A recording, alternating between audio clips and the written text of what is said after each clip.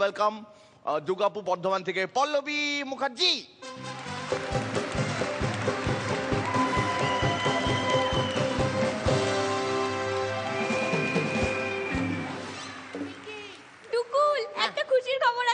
বলো আন্টি। আমি মিরাক্কেলে আসার পর জি বাংলার প্রতিটা সিরিয়ালে একটা করে রোল পেয়ে গেছি, কিন্তু এই মিরাক্কেলের ফিভারটা না কিছুতেই আমার পিছন ছাড়ছে না। অগ্নি পরীক্ষা সেটে আমি হাজির। ডিরেক্টরকে জিজ্ঞেস করলাম, আচ্ছা স্যার আপনি হঠাৎ সোনালিদির জায়গায় আমাকে নিলেন কেন? তোমাকে স্টপ গ্যাপে নেওয়া হয়েছে। কি করব বলো, সোনালি তো এখন মিরাক্কেলে গেস্ট জাজ হিসেবে গেছে। দেখো তুমি হচ্ছে অপর্ণা, তোমার সাথে তোমার বরের প্রচন্ড ঝামেলা হয়েছে। তোমার বরের সাথে তোমার 2 মাস দেখা হয়নি, কথা হয়নি। 2 মাস পর তোমার বর তোমার কাছে ফিরে এসেছে। এবার তোমার বর বলবে অ্যাকশন। কতদিন তোমার সাথে দেখা হয়নি, কত রাত আমি তোমার কথা ভেবে কাটিয়েছি। সত্যি বলছো, কতদিন তোমার সাথে দেখা হয়নি। কি এবার খুশি তো? খুশি মানে খুব খুশি। কোথায় ছিলে ওস্তাদ, তুমি কোথায় ছিলে? ওই এসব কি হচ্ছে? ওকে আমি অন্যভাবে বলছি, কোথায় ছিলে ওস্তাদ, তুমি কোথায় ছিলে? দেখো এইভাবে বললে কিন্তু আমি আবার আগের মতো রেগে যাব। না প্লিজ প্লিজ, আর আগের মতো রেগে যেও না। কোথায় ছিলে ওস্তাদ, তুমি কোথায় ছিলে?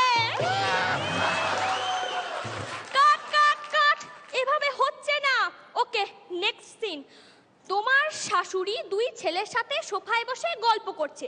তোমাকে একটা চায়ের কাপ হাতে নিয়ে গিয়ে জাস্ট বলতে হবে, মা এ নিন চা হয়ে গেছে। ওকে অ্যাকশন। মা আপনাদের দেখে আমার পলাশদার কথা খুব মনে পড়ে যাচ্ছে। পলাশদা কি সুন্দর একটা বাঁদর আর একটা মেনি বিড়াল নিয়ে খেলা দেখাতো। নমস্কার, আমি গেলাস। বলুন মিস ক্যাটরিনা, আপনি আমার দোকান থেকে কি কিনবেন?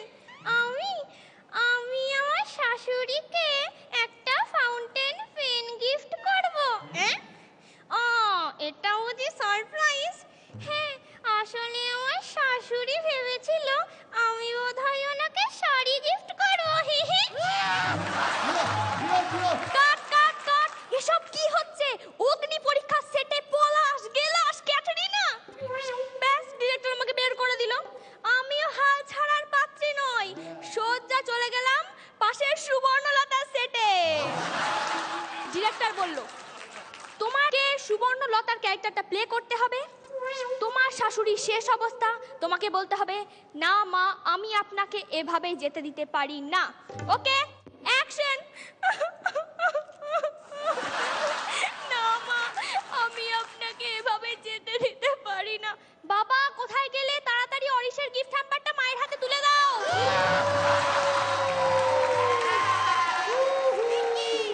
মা ওঠো, যাও গিফট হ্যাম্পারটা নিয়ে এসো। আরে বাবা কেউ গুডি ব্যাগটা আনবে তো নাকি? ও ওটা তো আবার পাশের বাড়ির কাকিমাকে গেস্ট পারফরম্যান্সের জন্য দেওয়া হয়েছে। তারপর ডিরেক্টর আমাকে এখান থেকেও বের করে দিল। আমি কি করব বুঝতেই পারছি না। অবশ্য না বোঝার কিছু নেই, অন্য কোনো চ্যানেলে তো আর সিরিয়াল করতে পারবো না, তাই চলে গেলাম 7 পাকে বাঁধা, 7 পাকে বাঁধা। ডিরেক্টর বলল, দুষ্টু আর রাজার মালা বদল। এমন সময় লোডশেডিং, তোমাকে জাস্ট বলতে হবে, এ বাবা দুষ্টু এটা তো রাজার মালা, এ বাবা রাজা এটা তো দুষ্টুর মালা। ঘড়ির কাঁটায় 8টা বাজে কি 9টা, আমার ওপর আবার সেই 9:30 ভর করেছে। অ্যাকশন। দুষ্টু আর রাজার মালা বদল চলছে, হঠাৎ লোডশেডিং। ব্যাস আমি বলতে শুরু করে দিলাম, দুষ্টুর হাতে যে মালাটা ছিল সেটা আসলে রাজার মালা, আবার রাজার হাতে যে মালাটা ছিল সেটা আসলে দুষ্টুর মালা। দুষ্টু বুঝতেই পারেনি রাজার হাতে মালাটা ওর হাতে চলে এসেছে, আবার রাজাও বুঝতে পারেনি রাজার হাতে মালাটা দুষ্টুর হাতে চলে গেছে। এর মানে কি, মালা অ্যাকচুয়ালি দুটো, একটা রাজার মালা একটা দুষ্টুর মালা। এবার হয়েছে কি, রাজার হাতে যে মালাটা ছিল দুষ্টু ওটা দেখে বললো এটা আমার মালা, তখন রাজা বললো না ওটা আমার মালা। আবার দুষ্টুর হাতে যখন মালাটা ছিল রাজা ওটা দেখে বললো ওটা আমার মালা, কিন্তু না দুষ্টু বললো ওটা আমার মালা। এবার হয়েছে কি, যেই হাতে রাজার মালাটা ছিল সেটা আসলে রাজার মালা নয়, ওটা আসলে দুষ্টুর মালা। আবার যেই হাতে দুষ্টুর মালাটা ছিল সেটা আসলে দুষ্টুর মালা নয়, ওটা আসলে রাজার মালা। কাট কাট কাট।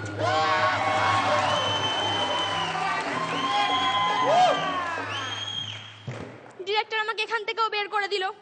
আমি চলেও গেলাম। এরপর দিদি নাম্বার 1 এর ডিরেক্টর আমাকে ডেকে পাঠালো, পল্লবী তুমি রচনাদির গলাটা খুব সুন্দর করো, আমি রোজ মিরাক্কেল দেখি। না, আপনি রোজ মিরাক্কেল দেখেন না। কেন? দেখলে বলতেন না যে রচনাদির গলাটা আমি খুব সুন্দর করি।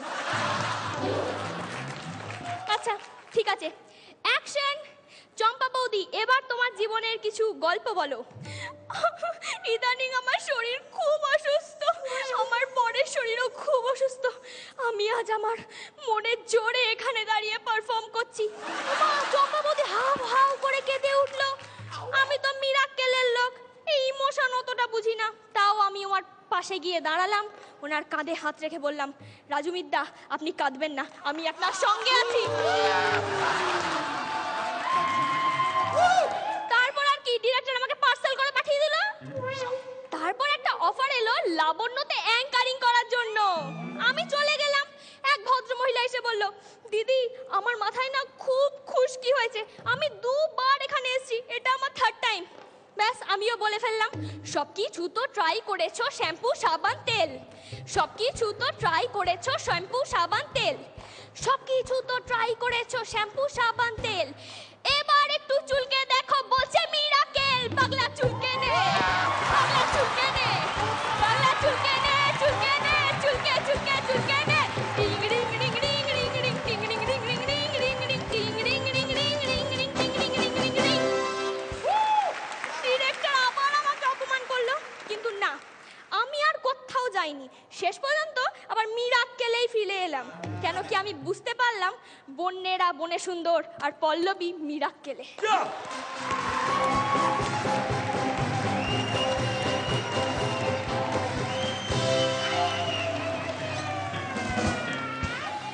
রনিদা, হোয়াট আ পারফরমেন্স, খুব ভালো, অল দ্য বেস্ট। শ্রীলেখা, খুব ভালো লেগেছে, তোমাকে দেখতেও ভীষণ সুন্দর লাগছে।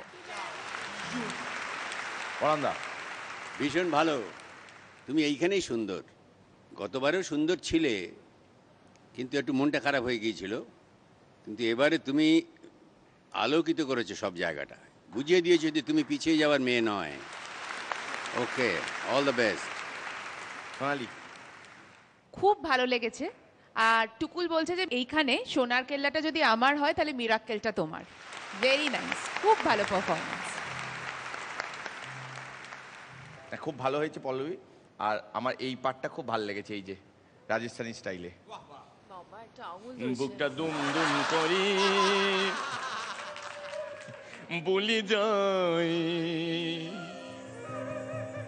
পল্লবী ভালো করে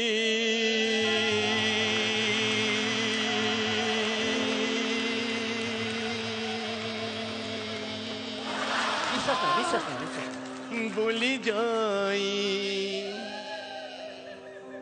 কাল থেকে শুভঙ্কর আবার দাদাগিরি করবে হায়, বুকটা দুম দুম করে বলি যাই, পল্লবী ভালো করে বলে যাই, কাল থেকে শুভঙ্কর আবার দাদাগিরি করে খায়, বুকটা দুম দুম করে বলে যাই।